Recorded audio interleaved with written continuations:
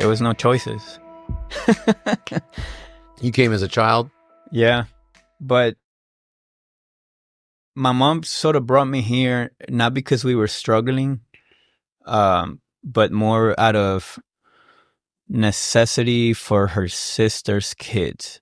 One of her sisters moved to New York when she was 17 years old. Okay.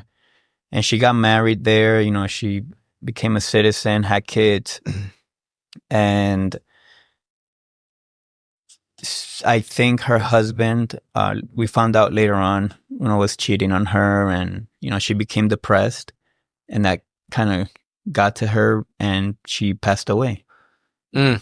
So she left a 10 and a 12-year-old. And back in the 90s, it wasn't very easy. It still isn't easy to come here, but you have to go through a process of applying for a visa. And back then we had the drug issue in Colombia with Pablo Escobar, so they were not allowing many people to come here. So it took my mom a while to get her visa to come here. And by the time she got it, her sister had passed away. And so her nieces, my cousins, always held that against her. Like, why do you come here now that she's gone? Why didn't you come here when she needed you? They could never understand being here, what the process was to be able to come. And so my mother, we lived in a comfortable house over there. She worked. It was a 2-story home. She worked downstairs. She had a beauty salon. My uncles, they had started their own accounting firm, and she used to rent them part of the house downstairs. So all my family were together every single day. So when she brought me here with the notion that we were going to go to Disney World. She never told me that we were going to come because of my aunt and her nieces or that we were going to stay. And the reason she did that is because obviously when you're going through immigration, if they pull me aside and they ask me, hey, where are you going? I have to be able to say, Ray, we're going to go to Disney and go back. So when we got here, we landed in Miami, went to visit some family members. And every day, Mom, when are we going to Disney? When are we going to go? And she said, oh, soon. She then tells me we're going to go to New York, and on the way back to Colombia, we'll stop by Disney. That trip never happened. So when we got to New York, I'm getting enrolled in school, and I'm like, I'm not understanding. Why is this all happening? Why are we here? How old were you? I was 8. You were 8. Yeah. Oh my God. I left my friends and family like, hey, I'm going to have fun. I'll be back. And so now I'm starting school. Because I didn't know English, they put me back a year. And I used to cry every single day. We lived at my mom's cousin's house in Brooklyn. The homes were designed like a train. So like when you came in, it was the living room. To the left, you had the kitchen. And then you had room. So like if you were in the last room, you had to go through everybody's room to get there. Oh, not a hallway, just doors between the rooms. Yeah, it was just, there was zero privacy. And we were in the first room, so everybody went through us to get to theirs. So it was definitely a big change for me. Then it went from me being able to be with my mother every day to her coming here and having to work 7 days a week. So I was basically home alone, no friends, no family members to play with. And this was in Brooklyn, New York. Big change from, and we didn't cover this. Welcome to the podcast, but we didn't cover this at the beginning. But you're from Cali, Colombia? Cali, Colombia, yeah. And so the city is probably not as large as New York, I would imagine. Absolutely not. There's nothing like that. I mean, the tallest building back then had probably like 20 floors, and it was like the building. So you're in a new environment, 8 years old, starting school. Language is difficult in this new place. Weather. And a big city. Weather. Oh, weather. I forgot about that. It is cold up there. Yep. I mean, Cali, Colombia is tropical weather all year round. And it's very common for you to always have your door open in your house and the neighbors are all out. Like your neighbor just walks in and it's like we're a community. Here is more like I got my stuff and like you stay over there. Yeah. And so I think, but that all molded me to who I am today because I started working when I was 9. I didn't have anything else to do after school, and so I used to go to my mother's, the hair salon my mother worked at, and I offered myself to go out give out flyers, and they used to pay me $20 to go do that. And then when I was done with the flyers, I would go next door and I'll offer myself to clean the windows, and they'll give me $10 to do that. And so I became very driven with attaining money and things. When I was 12 years old, I got a job at a supermarket bagging groceries. And obviously, I'm a short person and I look younger than my age. And the old ladies used to come and be like, "Oh my God, you're so cute." They used to give me $5 as a tip. I used to make about $150 a day in tips because there was no way, no salaries or anything like that. Just tip money at 12 years old. I was doing pretty good. Wow. So, and one of the things that my mom did instilled in me was, to save money, to be responsible with money. I would never grab my money and go out and buy sneakers and clothing, which was something that a lot of my peers were into. Eventually, when my mother finally had the opportunity to take a day off and spend time with me, I was already hooked to working. And so I wasn't willing to sacrifice that to spend the time with her. And that kind of, I don't know, that put a dent in our relationship, I could say. We grew apart. I love my mother. I understand nowadays why she ended up staying here. And obviously where I am today, I'm so grateful for that. But through those years, it was pain. It was always like, why did we come here? Why you brought me here? We were good in Colombia. We didn't have the necessity to do it. But we're here today, and she was not able to visit her country for 30 years. 30 years. Have you been back? I was back. I was able to get my residency card, my green card, through my dad. Okay. He had married a citizen, and because I was a minor, he petitioned me. The idea was obviously when I turned 21 and become a citizen, I was gonna petition my mother and get her papers. In the citizen of the United States or citizen of Colombia? United States. United States. Right. So I became a resident when I was about 16. I flew down to Colombia for my first time. I was able to see my family again. So that was 8 years after getting here. I came back. In order for me to petition my mother, I have to first be a citizen and be 21. Okay. So about 5 months before my 21st birthday, I was arrested. And because I got arrested, I no longer was able to apply for citizenship. I had to wait 10 years for that to be in the back, like the record, not to be a recent thing in immigration for me to get my citizenship. Oh my gosh. 10 years went by. I finally was able to apply for citizenship.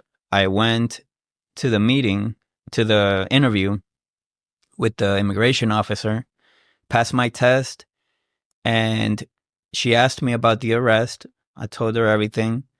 She said, "All right, we're going to look into it and we'll let you know." That same week, there was a hurricane that hit New York, and there was a bunch of flooding. Sandy? Yes. And my paperwork, it got lost. I never heard back from immigration. I got lawyers involved. They could never get any answers. I mean, another 10 years almost went by. So What? you were 26 at that time, right? Yeah. So 8, 10, 26, and then another 10. Were you 36 by the time? I became a citizen about right before COVID. I went Oh my God. I went to immigration because I got them to respond. They finally sent me a letter saying that I was going to get deported. I got scared. I got that letter. So I went to the lawyer. He's like, this is good news because now they got acknowledged Have file, some sort of right? record, yeah. And so they're like, he told me, you got nothing to worry about. You have a business here. You've been a good citizen. Your criminal record is minor. You're married. You got kids. You're fine. So I remember getting the appointment to go to immigration court, and the day after, the government shut down. So if I wouldn't have gotten that appointment that day, I would have probably had to wait another few years to become a citizen. So it was a blessing. I became a citizen, and immediately I flew to Colombia. It was my uncle's 60th birthday, and he didn't know that I was coming. And I just, when he came into the party, I made believe I was a waiter, grabbed a tray with some drinks, and I said, "Hey, sir, would you like a drink?" And he looks up to me, and he just starts crying, like, "Oh my God, we haven't seen each other since I was 16, so almost another, 15, 16 years." Wow. And I was finally able to petition my mother, and she got her green card last year, and right now she's actually visiting Colombia. She went for the holidays. Are you and her closer now? Yes. We still, I mean, not as close as normal mother and son relationship should be. My mother is the eldest of 7, and she's very tough and rough. Yeah. Yeah. I'm going to ask the question, did you ever go to Disney World? Yes, but she didn't take me. She didn't take me. and that's another story on its own. Yeah. Her coworker out of nowhere said, "Hey, I'm going to Disney. You want to let Juan go?" And she's like, "Okay, yeah, sure." So we drove from New York to Disney in a crappy car that broke down. I mean, it was another journey to get to Disney, but we finally got there. Oh my gosh. That's amazing. Dude, I had no idea. I've known you for years, and I didn't know that you had such a I didn't know that you got tricked into coming here, basically. And then I remember people talking about you, saying you got your citizenship. You told some people, and people were like, "Oh, wow," but I didn't know that like 25 years of trying had gone by to get it. Yeah. It's definitely not easy to become a U.S. citizen. Wow. Yeah, I mean, you're lucky if you're able to do it. It's definitely a gift. Yeah. Wow. So when you were 16 and you went back, I know this has nothing to do with owning a shop, but this is just so interesting to me. You're 16, you go back, you've been gone 8 years. Was it like a foreign world, or was it like, oh no, I went right back into my normal groove, just like I'd never left? No, I mean, obviously things had evolved, but it felt like I was there yesterday. I went back to the same home, the same neighbors were there, my friends were there. I was able to hang out with them. Obviously now things definitely have changed. Everybody moved on, but I felt right at home, and I love going out there. I really see myself possibly being able to live there part-time. It's just money goes a long way, and the quality of life is different. Yeah, I've heard that. I've got several friends that live in Medellin, and like I was saying earlier, they love it. Mm-hmm. They talk about it often. So have you taken your wife and kids? Yeah, really? They have. My wife is from Ecuador, and I've never been to Ecuador. She's been to Colombia 5 times already. Oh, And she loves it out there, and she's definitely on board with possibly moving out there one day. My kids love it. I just bought an apartment over there. I get it like around November. They're finishing it, and I would like to take my kids like for a whole summer and have them learn Spanish, because oh, your kids don't know Spanish. they do, but they're lazy about it. And obviously, they're going to school here, so English is their number one language. Do you make them speak Spanish at home?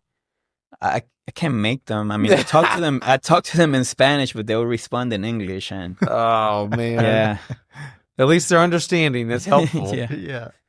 Man, so we gotta set this up right. Juan Barrera, you've got you own a repair shop, and you are in we'll just call it the Orlando area. Yep, Orlando, Central Florida. And you also are very involved here at Shop Fix, and you've been coaching. How long have you been coaching now? Going to 4 years now. 4 years. Yeah. So 4 years. How long were you in the program before you coached? 2018, about 3. Okay. So in the program for 3 years beforehand, your shop is quite a bit larger than what it was back then.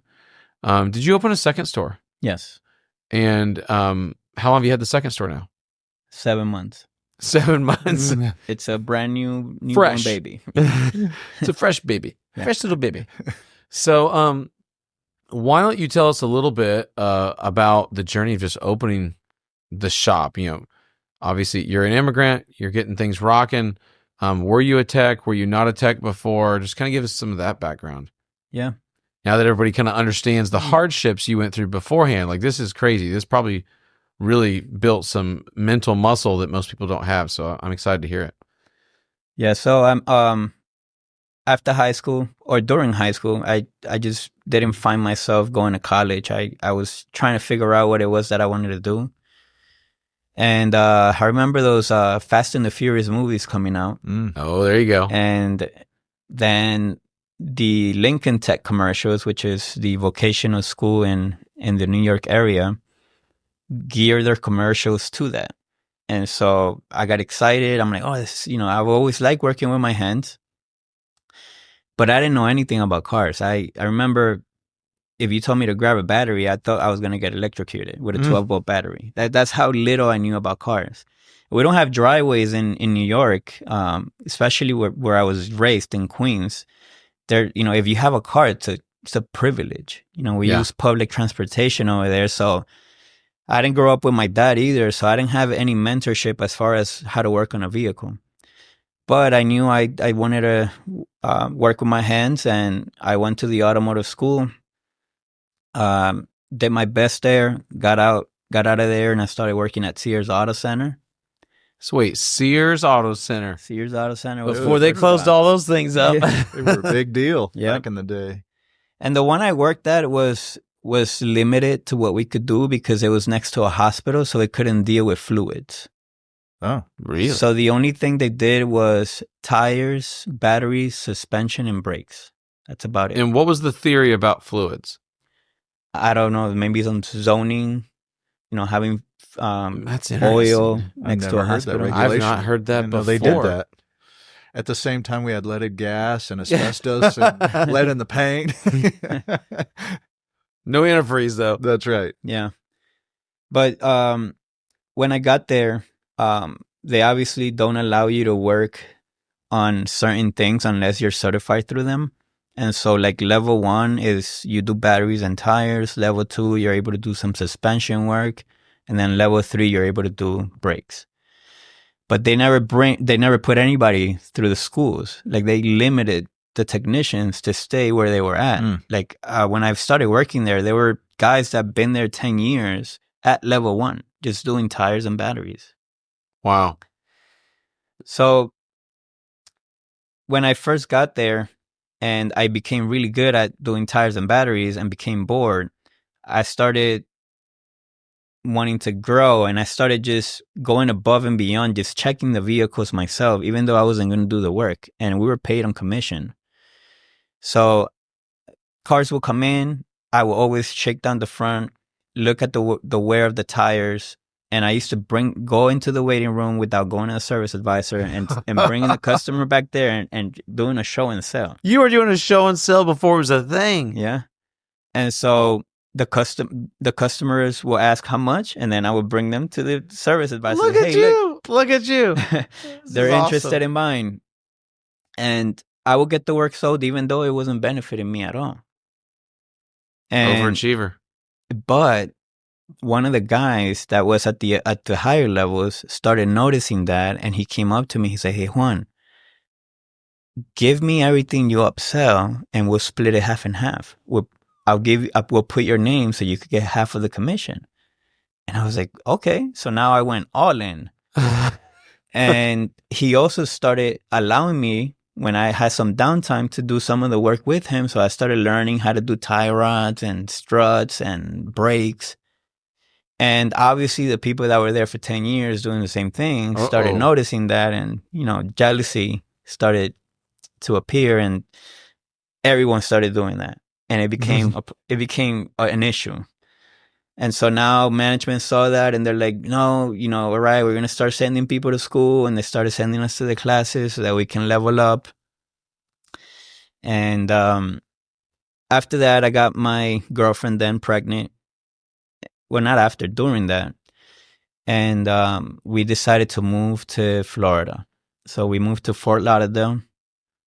That's where I started working at an independent shop, where I met one of my first mentors, who later on became my business partner. I learned everything that had to do with electrical and diagnostics with him. Him and I used to go to classes together after work, and he eventually ventured out to open up his own shop. When he left, I was bummed out because I no longer had that mentorship. Yeah. I was getting paid $400 a week. And I remember I reached out to him and I said, "Hey man, like, can I go work with you?" And he's like, "Man, I just started. I don't know if I can afford to pay you. Let me think about it. Let me see what I can do." So he called me the next day and he said, "Look, you can come work with me, but I can only pay you $300 a week." Oh. I had a daughter, and my girlfriend then did not work. So like those $100 made a difference. But I've always been the type of person that is willing to sacrifice the now for the later. And I knew that if I stayed there, I was not going to be able to become the technician that I wanted to be. So I ended up taking the risk and going with him. About 4 months working with him, a hurricane, Katrina, swept through Florida. Yeah. Swept through Florida. We didn't have electricity for about a week. And during that week, the shop was shut down. They broke into the shop, stole all the diagnostic equipment and a customer's vehicle. So when we found that out, he straight up told me, "Hey man, like, I don't have money to start all over. We're gonna have to go and find jobs." And I was bummed out. But something, I don't know where I got the idea from. I said, what if we go and we each get money from somewhere and we partner up? That way you only have to get half and I'll get the other half. And it was like 10 grand. It wasn't much. But obviously back then 10 grand was a lot of money. Mm-hmm. Yeah. And he's like, "You know what? That doesn't sound like a bad idea." I told him, "Look, like, we're going to go work for somebody else. We have clientele. We work great together. I learn a lot from you. Let's just keep it going." And so I called my mother and I asked her for a $5,000 loan. And my mother, she's always been, "Be careful with this person. Be careful with this." Like, she's always been very cautious. And I told her, "Mom, look, are you going to lend me the money or should I call somebody else?" And she said, "Okay, I'll lend you the money." So she gave me the $5 grand. He got the $5 grand. We were able to buy the scanners and the diagnostic equipment that was stolen, and we kept going. But now it was 50-50. Mm-hmm. The recession hit, and we were just too small to be able to go through that. We didn't have the skills and knowledge we have now. We were doing zero marketing. We were just buying cars and flipping them, and those people that bought those cars, they became our customers, and we used to work for other dealerships and other repair shops that couldn't figure it out. We were that shop. We couldn't sustain anymore. We were just literally just breaking even. And so I decided to go back to New York, because at that time, my daughter's mother decided to basically just leave her behind with her mother and disappear. And she called me and she said, "Look, I have your daughter here. What do you want to do?" And I said, "I'll take her. I'm not going to abandon my kid." And so it was going to be very difficult for me to raise my child on my own in Florida with zero family members. Mm-hmm. So I decided to go back to New York. My mother was there. She was going to be able to give me a hand. And I ended up working at the Toyota dealership. And I remember sitting in the car when I got there, going through the classifieds. That's the old school way of finding a job. There was no Indeed or Craigslist. And I called the first shop I called. Guy interviewed me, asked me if I had ASCs. I did. I had 3 of them. I didn't realize it was a dealer. I mean, it was just, the interview felt like I was talking to an independent shop. Mm-hmm. And when I got there the next day, I'm like, I realized it was a dealership, and I'm like, oh man, I'm not going to get this job, because I had been arrested and I was on my record. So I was kind of hesitant in going inside. Once they do my background, they're not going to call me. But I decided to go in. So I went in, guy interviewed me, and he said, "Can you start tomorrow?" And I'm like, sure. So I remember my first day being there. I was nervous. I'm like, when is this background test gonna happen? I used to ask all the technicians there, "Hey, when do they do the background?" He's like, "Oh man, you got nothing to worry about. They don't do that here." And I'm like, really? I was so relieved. When I started working there, never worked on flat rate. I did, work on commission at Sears, but it was the pay structure was different. First flat rate job that I got, and I always said yes to everything as a technician. Like, no matter what it was, oil changes, tire check, all the crappy stuff. Yes, yeah, no problem. And I used to upsell things on those vehicles. And again, eyes on me again. "Oh, you shouldn't do that. They don't pay you for that. Like, don't get your ASCs. They're not going to promote you." Just all of the negativities from all the other employees. And I just I was always able to shut that down. No, I'm just going to go for it. Doesn't matter if. Probably the most money you ever made in your life. Yeah. I was at Toyota during the recalls, the pedal recalls. Oh, yeah. I used to do 150 hours a week with those recalls. Wow. Yeah. So during my stay there, I started doing side work.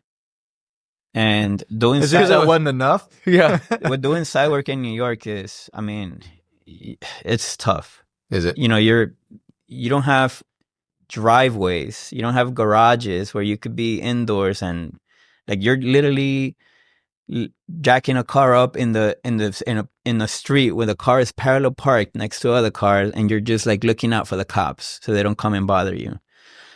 And the weather, I remember doing a heater core on a Jeep Liberty at like 8 degrees outside. Oh. And I got like all these jackets on, and you're just hoping you don't bang your finger against anything, because those it really Cold hurts when hands. it's cold. Yeah. And thanks to that discipline that I learned early on through my mother and through working at an early age, I said to myself, all this side money that I make, I'm going to believe I'm not making it. I'm just going to put it aside. I'm not going to depend on that money. I'm just going to live off of what I'm making at work. Mm-hmm. And I was able to put away a bunch of money where the time came where my partner and mentor started another shop in Orlando. And he called me over and he said, "Hey, I'm busy. I can't be by myself. Let's partner up again. We'll go 50-50. You don't have to come in with no money. Just come in, work. And from day one, we just split everything 50-50. Oh, wow. So I always wanted to move back to Florida because New York was rough to raise a kid and live. So I went to Orlando. I checked things out and I liked it. I decided to move, but because I had been experienced to the dealership live, I knew that we had to do things differently from what we were doing them when we originally partner up. You know, I was exposed to customer service. I was exposed to inspections, to upselling. And I brought this to him and he said, "Yeah, whatever you want, let's do it." So when we got there, a whole year went by. We got into the weeds of working on cars. A year went by, we didn't do any changes. Until I told them, you know what, if we don't do something right now, we're just going to keep doing the same thing. So I remember when I was working at the dealership and I knew I wanted to open up a shop one day, I started researching coaching. And I had found a coaching company that I bookmarked and just put it in the background. I remember that. And so I went back to my bookmarks and I went on the website, and it just so happens that in 2 weeks they were going to have a conference in Florida. So I told them about it. We signed up and we went. They obviously, you know, it's a sales pitch, those conferences. You know, you go and they give you a little bit of a taste of everything, and then they're like, "Well, now you got to pay 15 grand to be able to join." And it's a scary thought, trying to spend that much money, even though you're not paying it all at once, when you're not making any money. What were you guys doing in that shop about that time, revenue wise? We were probably doing like 10,000 a month. Not much. No, but our rent was $1,000 a month, and that's it. Like, it included utilities. I mean, obviously our overhead was super low. We were making enough money for ourselves. We just owned the job. That's what it was. Yeah, and what'd you do about your kid? You leave her up in New York with your mom, or did you? Oh, no. Well, my kid, I ended up getting custody. And when I moved back from New York to Orlando, 8 years had gone by. Oh, wow. And so my kid was now 12. And I was married. So my current wife, she practically met my daughter and I when my daughter was about 4 years old. So she helped me raise her. Got it. Understood. That's awesome. Mm-hmm. Yeah. So 10,000 a month. 10,000 a month. You were one disaster away from that business going under. One hurricane away. Oh, yeah. Yep. So you knew you needed something. So then you go to that coaching thing. I went to the coaching thing, and here's where things started to change with my partner. It was just me going, and he was not involved. He obviously encouraged me to go, but the thing was that we were not both on the same page. You know, I would go and learn these strategies and these systems, and when I came back to implement them, it was, "Oh no, that's not going to work with us." Or we would implement them and then go back to his old habits a week or 2 weeks later. And I started getting frustrated with that. And so you did sign up with them? Yeah, we did. I had to like work to convince him to move forward with it. And the shop did grow. The shop went from doing 10 to 30 a month. And I definitely learned all the basics on accounting, marketing, hiring. But we plateaued at 30. And I felt that he was just holding me back. I felt that he wasn't pushing as hard with me, and our visions didn't align. And I made the tough decision of, during my lunch breaks, just drive around and see what was available to rent. And when I found something, I got the courage to sit down with him. And it was very hard for me to have this conversation with him first, because he brought me to this opportunity. And I felt like I was just, betraying him. Mm-hmm. But I knew that if I didn't make this move, I was going to be unhappy for many years, right? So I went to his house. I remember I had the conversation with him, and I told him, look, I don't feel like we're going anywhere. We're both disconnected. You want this, I want this. Just stay with your shop. I'm going to go and start a new one. And he then told me, oh, I actually wanted to talk to you. I don't want to do this anymore. Why don't you keep the shop? Oh my God. So he was like just exiting. Yeah. And I was like, what the? You'd been spending all your lunch breaks looking for a shop. Well, not only that, but I went and got a building at $6,500 a month, where I could have just stayed where I was for a little longer. Oh, you had already secured a place. Oh, yeah, because I didn't know how he was going to react and say, get the hell out of here right away. So I wanted to have like everything lined up before I had that conversation with him. Yeah. And so when he told me that, I'm like, man, I could have just stayed here and made money. Right, because if your rent is out $1,000 and I'm able to get the shop to $50, I'm putting away a lot of money. Yeah, but I had already signed this lease, and that was another struggle. I went from paying $1,000 a month to $6,500, and it was 10 miles away, so I lost all my clientele. I had to basically just restart from scratch. So it was, again, just another few years of putting in the hard work and suffering. And during that is where I met ShopFix, and everything started changing. Everything turned around. I remember going to that shop, and Aaron's been there before. It's a building that's split in half. Mm-hmm. My side has 6 bays. The other side is a 4-bay shop. It's on a busy street. And when I got there, there was a shop next door. And I remember them seeing me with so much energy and enthusiasm, setting up my place, painting it, getting the waiting room nice and ready. And I could feel that energy from them. Yeah. They looking, didn't like it. Looking at me like, look at this fool. Like, he's going to fail, because they were failing. Like, he doesn't know what he's doing. He's going to fail. I could feel that. And I remember, all they, whenever they didn't have any work, all they did was play with their dog, catch, and smoke weed. And I used to come over trying to help, because I already had found the Shop Hackers page, and I would comment on him and say, hey man, like, check out this page. It's on Facebook.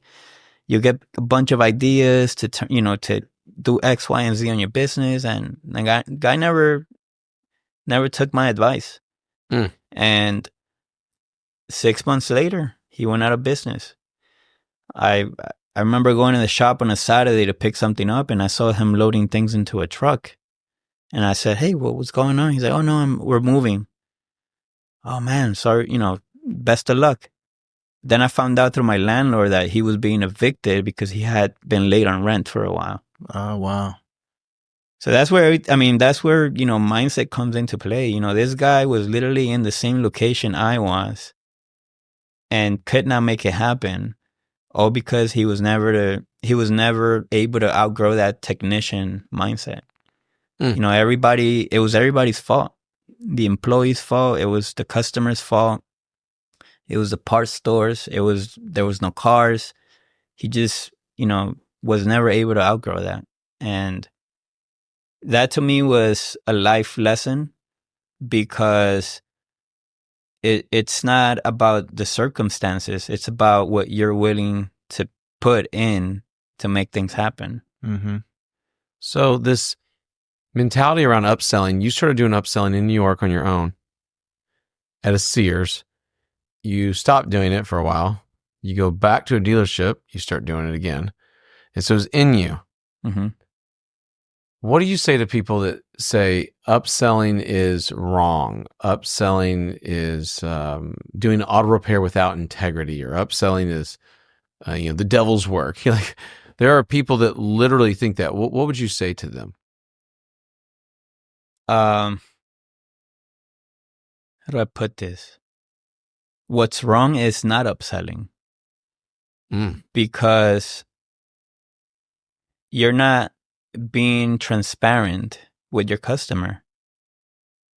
Your customer is coming to you because you're the professional, and let's say they're having an issue with the radiator, but it's your job to let them know the condition, the overall condition of their vehicle, so that they can make an informative decision whether to keep the vehicle or fix it.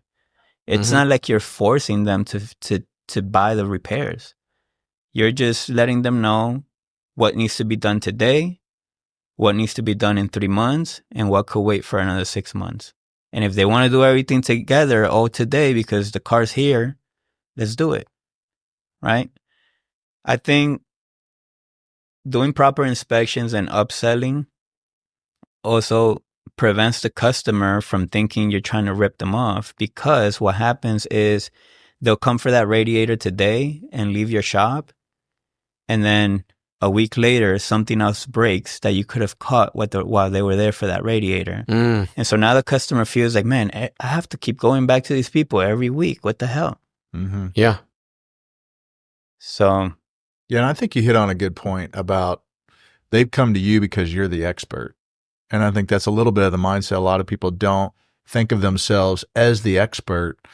They think of themselves as doing a task, or maybe they don't feel confident in what they're doing, but the customer is there because you're the expert. They need experts in their lives for what they don't know what's going on with their car all the time. Yeah. They need somebody to be the expert in their life and say, okay, here's the whole lay of the picture. Now you need to make some good decisions about it. Mm-hmm.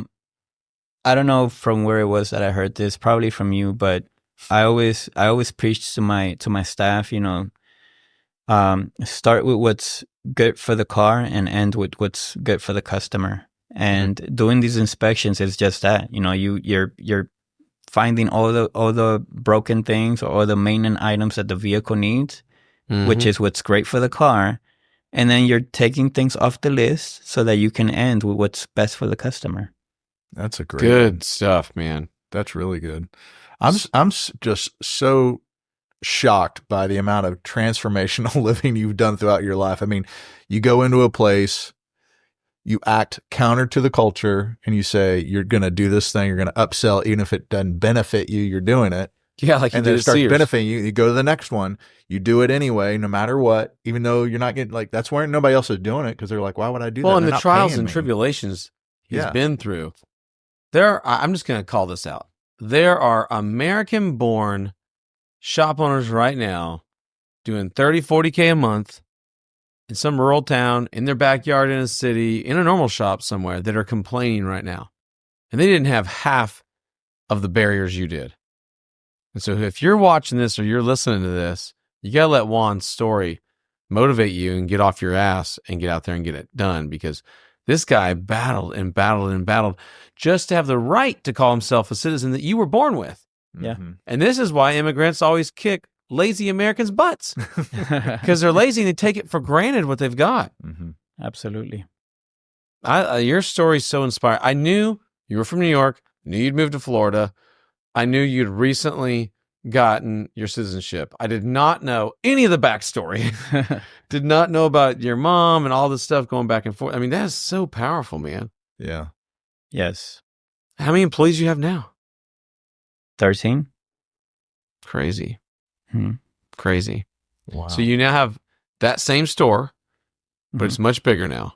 Yes. Not in size, but in revenue and employees. It's still a 6-bay shop. And who's next door to you? So rim repair and machine shop. Okay, good. So they don't compete. No, we actually Help each other. help each other. Yeah. Perfect. That's awesome. That is awesome. Wow. And I got to brag on Juan for a second.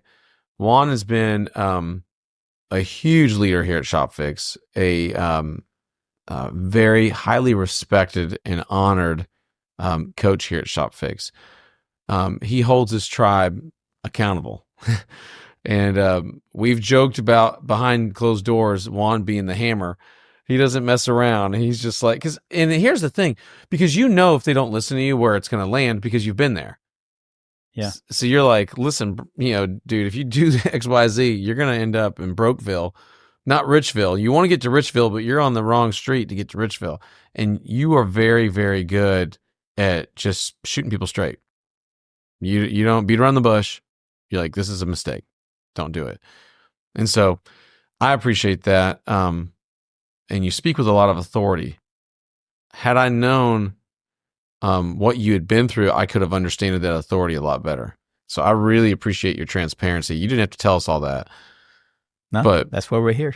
And you know, it's crazy. You think about in Colombia, you're saying how far money goes. And before I even think we started recording, you were talking about the different class system. I think you call it stratuses there. That's what they call them.